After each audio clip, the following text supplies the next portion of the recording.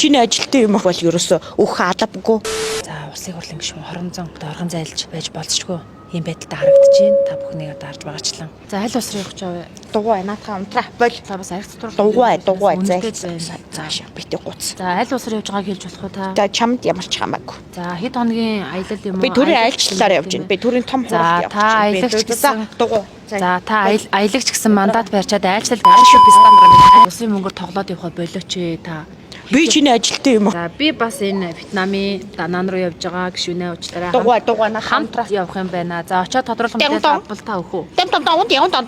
Тэр одоо үндэсний баялагын санд 34% өгчөөч гишүүнээ болох уу? Яаж ч утсан 34% гэдэг бол маш их мөнгө. Хэдхэн хувийг нь л өгөхөд хүн эргэн борд 135 мянга болж шүү дээ. Тэр сар болго өгөө явуудах юм бол хичнээн тэрбум болж хувирах уу? Энэ бол маш их мөнгө. Ийм их хувийг би өөртөө төсөвлөж өөрийнхөө ирээдүйд өр удамдаа зарцуулах хэрэгтэй. Ард иргэд ямар муухай шуналтай юм бэ? Би өнөөдөр гайхаж байна. Би энэний өмнө эсэргүүцэж би зогсмоор байна. Би хэлсэн шүү дээ чамд дээр түрээсээр амьдардаг би нэг ядарсан эмэгтэй шүү. Би ядарсан энэ эмэгтэй ганц хоёрхон орд эзэмшээд ингээ явж хахад яагаад ийм ядарсан хүнээс та нар өнөөдөр 34% авъя ард иргэдийнхаа гэд нэхэд байгаа юм бэ? Ард амьдарч байгаа хүн амар ядардаг юм аа. үлсөд байгаа юм уу? Энэ газрын баялагийг заавал надтай хамт хууж ингэж эзэмших ямар хэрэгтэй юм бэ? Ард иргэд өнөөдөр ямар өлсөглөн болцсон юм бэ? За тийшээ 90 иргэдийн амьдралыг мэдэхгүй байгаа мөнхөр үлсэх. Би бүр гайхаж байна. За зайсанд амьдарч байгаа хүн өнөөдөр ядарсан хүн биш ээ. Та бол задарсан хүн байна.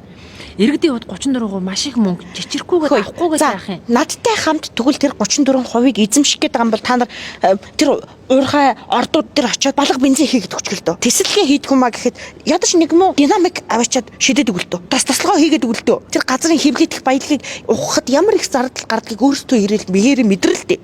Тэгжээж тэр газрын баялагаас авна уу гэхээс өнөөдөр энэ бол миний өмч. Энэ бол улсынх гэж яригадаад байгаа боловч 34%-ийг ард иргэдэд өгөх ямар ч боломжгүй. Та одоо яг ямар тайлбар өгөөд таны шүүхтэд авал та.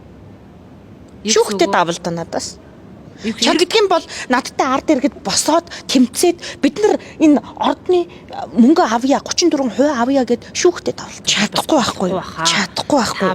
Ард иргэд жишээ нь тийм баялагтай гэдгээ өөрсдөө ч мэдгүй явж байгаа. Би мэдрэлтэй амьд шүү дээ. Чи ард иргэдийн төлөө тэгэж тэмцлээ чамд юу наалдах юм? Чамд хэлэн дээр чинь 50,000 цаас ч наач өгөхгүй шүү. Бодлогын чанартай тооруулалтаа чи бол